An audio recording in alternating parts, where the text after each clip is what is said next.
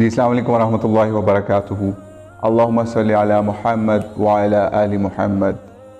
ابھی کچھ روز پہلے فیصل آباد کے اندر اعجاز عرف ابو یحییٰ نامی ایک جاہل شخص سے سوال پوچھا گیا کہ کیا مولانا اسحاق نامی ایک شخص جو کہ یہاں پہ اہل حدیث مسجد کے اندر خطیب تھے، ان کو کیا سمجھا جائے، اہل حدیث سمجھا جائے یا رافضی سمجھا جائے؟ تو اس شخص نے جھوٹ اور دجل و فریب کا مظاہرہ کرتے ہوئے جواب دیا کہ قادیانی بھی اور رافضی بھی۔ اس کی قادیانی والے جھوٹ کا تو ہم رد پہلے کر چکے ہیں، آپ ڈسکرپشن میں ملاحظہ بھی کر سکتے ہیں۔ اب ہم رافضی والے پارٹ کا رد کرنے جا رہے ہیں اور اس کے جھوٹ اور کذب بیانی کو ایکسپوز کرنے جا رہے ہیں۔ اس نے اس جواب کے اندر کہا کہ مولانا اسحاق صاحب رافضی اس لیے ہیں کہ وہ ابو بکر عثمان کا دشمن تھا، اور اس کا دعویٰ ہے کہ مولانا اسحاق حضرت علی کو خلیفہ بلا فصل سمجھتے تھے۔ ابھی اس کی ویڈیو آپ ملاحظہ کریں گے، اس کے فوری بعد اس کذاب کی، اس دجال شخص کی آپ ویڈیو کے فوری بعد مولانا اسحاق کا حضرت ابو بکر بلکہ شیخین حضرت عمر کی اور حضرت ابو بکر کی خلافت کے اوپر کیا ان کا مسلک منہج اور ان کا تھا، اور اس مسئلے کے اوپر وہ کیسے شیعوں کو چپ کراتے تھے اور ان کے منہ بند کرواتے تھے اور ان کو جواب دیا کرتے تھے، وہ بھی آپ ملاحظہ کریں گے۔ اور اس کے علاوہ وہ حضرت عمر کے، ابو بکر کے اور عثمان کے کتنے بڑے مداح تھے، ابھی آپ مولانا اسحاق کے اپنے لب کشائی کے اوپر ہی دیکھ لیں گے کہ وہ اس بارے میں کیا فرماتے تھے اور یہ دجال شخص یا کذاب شخص کیا کہتا تھا۔ دجال ہم اس لیے اس کو کہتے ہیں کہ یہ دجل کا سہارا لے کے لوگوں میں جھوٹ اور فرقہ واریت پھیلاتا ہے۔ کذاب اس لیے کہتے ہیں کہ یہ جھوٹ بولتا ہے اور لوگوں کو جھوٹ کے اوپر چلنے کے اوپر ابھارتا ہے۔ تو آئیے پہلے اس کا جھوٹ ملاحظہ کیجئے، پھر اس کے بعد اس کے جھوٹ کا رد آج سے کئی سال پہلے، وفات سے پہلے جو مولانا اسحاق نے ارشاد فرمایا وہ بھی آپ ملاحظہ فرمائیے۔ السلام علیکم ورحمۃ اللہ وبرکاتہ۔ یہاں ہمارے فیصل آباد میں ایک مولوی صاحب ہوتے تھے، مولوی اسحاق جالوی صاحب، کیا انہیں اہل حدیث سمجھا جائے یا رافضی؟ قادیانی بھی اور رافضی بھی تو نہیں سمجھ سکتے۔ رافضی اس لیے صحابہ کرام کا دشمن تھا، ابو بکر و عمر و عثمان رضی اللہ عنہم کا دشمن۔ صحابہ سیدنا عثمان رضی اللہ عنہ کے بارے میں اتنی بکواس کی ہے، اتنی تان کی ہے، الامان الحفیظ، کوئی مسلمان سوچ بھی نہیں سکتا۔ اسی طرح علی رضی اللہ عنہ کو خلیفہ بلا فصل سمجھتا تھا وہ بندہ۔ اچھا، اس بارے میں کچھ پتا ہے کہ آپ صلی اللہ علیہ وسلم کیا حضرت علی رضی اللہ عنہ کے لیے لکھوانا چاہتے تھے؟ ہمارے پاس جو ریکارڈ ہے اس سے تو پتا چلتا ہے کہ آپ حضرت ابو بکر کا لکھنا چاہتے ہیں، کیونکہ آپ نے انہی حدیثوں میں آتا۔ میں اسی لیے کہتا ہوں کہ اگر لکھوانے کی باتوں کو مانتے ہو شیعہ حضرات، تو وہ بھی اسی دور کی ہیں کہ آپ نے لکھوانے کے لیے کہا کہ ابو بکر کو بلاؤ تاکہ میں اس کے لیے لکھ دوں۔ بعد میں کوئی تمنا کرنے والا تمنا نہ کرے اور نہ کوئی جھگڑا کرنے والا، پھر بعد نے کہا نہیں، اللہ اور مومنوں کو ابو بکر کے خلاف پسندی کوئی نہیں آئے گا، یا ویسے ہی آتا ہی ہونا، رہنے دو لکھنے کو۔ یہ لکھنے کی بات آتی ہے نا اسی بیماری کے بارے میں۔ اچھا، یہ ساتھ ہے حضرت بالکل حضرت ابو بکر کے بارے میں، اسی صحیح بخاری مسلم سب کتابوں میں آتا۔ اچھا، آپ کے بارے میں یہ ایک بڑی کنفیوژن ہے نا کہ ایک اہل سنت کا عقیدہ یہی سمجھا جاتا ہے کہ حضرت ابو بکر صدیق جو ہیں وہ سب سے زیادہ افضل ہیں۔ اب آپ یہ بتا رہے ہیں کہ آپ حضرت علی کو زیادہ افضل سمجھتے ہیں۔ یہ میرے بچے آپ سمجھ رہے ہیں، یہ تفسیر کا مسئلہ جو ہے نا کہ فلاں افضل ہے فلاں افضل، یہ اس کی کوئی بنیاد نہیں، نہ یہ کہ دین کا مسئلہ ہے۔ آخرت میں کون جا کر سب سے اعلیٰ درجہ پائے گا یہ اللہ جانتا۔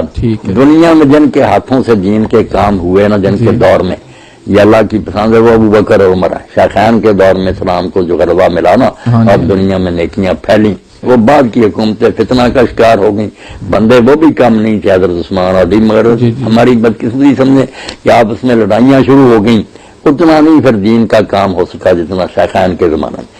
اس لیے کار نبوت سر انجام دینے میں تو یہ دونوں آنے ان کا دور بہت اعلیٰ ہے۔ باقی اللہ کے ہاں کون افضل ہے کون ہے، اس میں ہم کیا پڑھیں، نہ یہ کوئی فائدے کی بات۔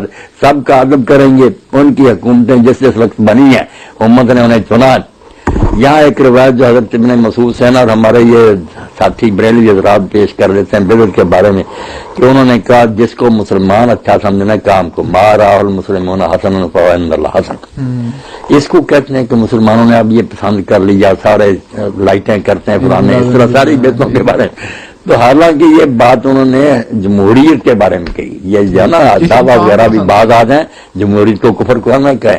انہوں نے کہا جس چیز کو مسلمان پسند کر لیتے ہیں سب کے ساتھ وہ اللہ کو بھی پسند ہے، جس کو وہ برا، اور مثال دی کہ مسلمانوں نے ابو بکر کو پسند کیا خلیفہ، تو اللہ یہاں خلافت کا آگے حوالہ ہے. تو پتہ چلا کہ جس کو امت چنے صحیح مومن مسلمان لوگ وہ ٹھیک ہے، اللہ کے نبی صحیح خلیفہ.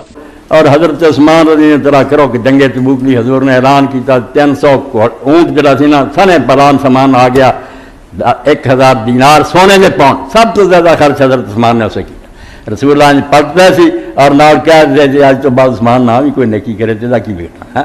اور ادھر حضرت عمر رضی اللہ عنہ کیا ہے بڈھا ابو بکر مینوں نہیں جتن دینا، اج مینوں ہرا دینا، اس کو پیسے تھوڑے ادھا سامان اپنا کردا لے. یہ سن کے کوئی پلے بنیا کرو بے کہ تہاڈی آواز ہے صاحب کولا جنتن، جنت دے دروازے کھول گیا تے دوڑو 1 کروڑ ارباں جڑا ہور تھا لاؤندے لے آ جا کرو لکھاں کچھ بڑھاؤ کہ بڑھو. تو حضرت عمر رضی اللہ عنہ سے ادھا لے نا کیا یا رسول ادھا لے ادھا چھڈا میں کہڑی زبان حضرت ابوبکر ذکر اتنے میں وہ رفیق نبوت بھی آ گیا جس پہ بنا دین و شریعت ہے. اس وقت وہ بھی آ گیا پھر اللہ بندہ بولا جس اللہ سارے دین دی عمارت کھڑی ہے. آپ نے آخیا بولے حضور چاہیے فکر عیال بھی، کہنے لگا وہ عشق و محبت کا راز. پوچھا ابو بکر کو کردن دی فکر ہونی چاہیے کی چھڈ آیا تھی. کہنے لگے پروانے کو چراغ بول بول کو پھول بس صدیق کے لیے ہے خدا کا رسول، کوئی سوئی سائی نہیں چھڈی سب چک لیا. اس وقت حضرت عمر نے آخیا پھر واقعی اس بندے خدا نے مینوں وعدہ نہیں دینا. ہوں جو مرضی کہہ دی کرتا رہا. اگلے جمعے سناؤں گا بخشیا عالم رب توفیق تھی وہ کتاباں ایک ایک بندہ جس 1000 سے آؤں لے لو، وہ بھی اس دور سمجھو میری طرح اس بندے خدا نے دکھ اٹھایا. ایسے وہ محاصرہ قتل کی کوششاں بے بس کرتا کہ وہ روٹی بند کرتی بچے دکھی کرتے، صرف اس تو انہیں حق دائرہ کیا. انہیں آخیا جہاں کتاباں تھی ابو بکر دے ظلم لکھے ایک بی دفعہ یہ ہے ٹھیک تے اپنے عالم من دے جھوٹی، اس بھی ایسا کتاباں لکھ دیتی اللہ انہوں سلامتی دے. علی شرف بھی غریب ہے مسکین ہے مگر حق، انہیں مر جانا مگر حق کا اعلان کرنا. انہیں پھر ثابت کیا بھی یہ کتاب اور متا نکاح متا نے سب جو انہیں کہا سنیاں تے بھی لعنت جڑے آندے حضور نے حلال رکھیا، متا بھی حلال ہو سکتا کہ یہ بھی شیعہ جھوٹ بول دے بجے بھی ہے آتا متا جیسا جنا کہ گھنٹے 2 گھنٹے لی کر رہے حضور ساڑیاں حدیثاں نے کیا سب بریا بول کر ایک دن بھی نہیں حضور جائے بھی مسلم وغیرہ جھوٹ بول دے تو شیعہ بھی جھوٹ بول دے متا نرا جنا اور کدی جائے. پوری کتاب 3 مسئلوں سے لکھی ہے سمجھو بھی ایسے انہیں میری طرح بیچارہ دکھ اٹھا رہا. انہیں شیعہ نے آخیا علی شرف الدین ہوں شیعہ نہیں رہا جی مینو اٹھائیے نے کہا پیر حدیث نہیں رہا تو میں کہہ دوں گا تھی یار حدیث نہیں رہا ایک تے کو کوئی ہے اجازت نامہ مینو کھڈن کا. انہوں نے انہوں بیچارے شیعہ چو کرتا ہوں آخیا صاف اعلان کیا کہ میں اگے نہ شیعہ نہ سنی میں نہیں نہ گلن منتا یہ اسلام چاہیے صرف مسلم ہاں میں جی گلاں کرنا انہوں نے میرے سامنے آ کے رد کرو. یہ میرا کہنا ہے جو کہہ رہا ہے جی گل کرو پھر کیا دفاع کرو ایک کچھ لے رہی. سمجھو پرسوں